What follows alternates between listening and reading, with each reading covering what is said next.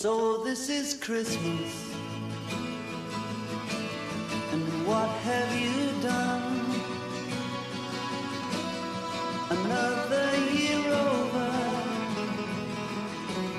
and you won't just begun. And so this is Christmas, I hope you had fun.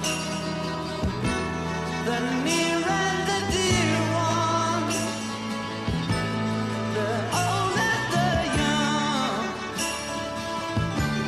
A very Merry Christmas. Cuando suenen las 12 campanadas.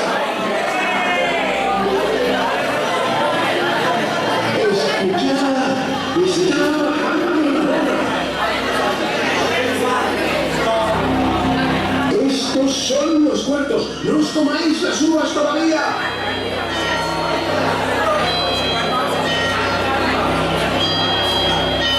¿Estáis preparados? Pues vamos allá.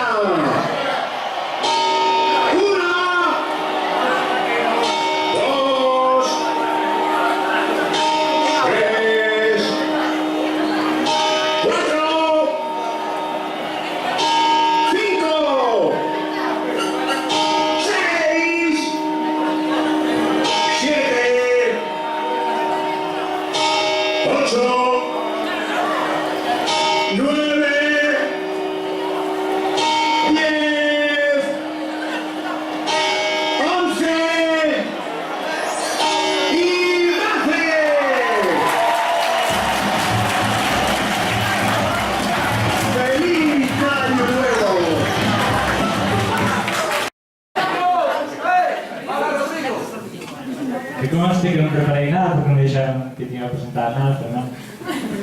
Bueno, pois os alumnos de tecnoloxía de segundo edad que vamos xa 2 anos pois tecnoloxía en nome de toda a clase de segundo edad preparamos un pequeno vídeo para felicitar o seu Nadal a todos